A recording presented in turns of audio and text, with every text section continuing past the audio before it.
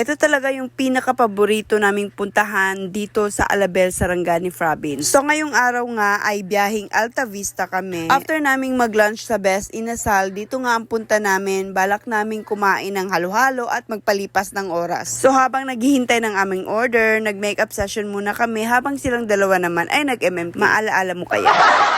So guys, halagang 150 lang, ma-enjoy nyo na yung special halo-halo nila na good for 2 to 3 person with a breathtaking view of Alabel Mountain Range.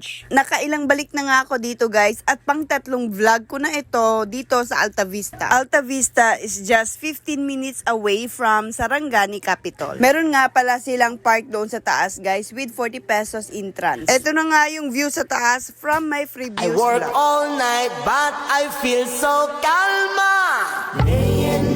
Thank you for watching. This is Gracia. Follow me for more para updated kayo sa mga latest video ko.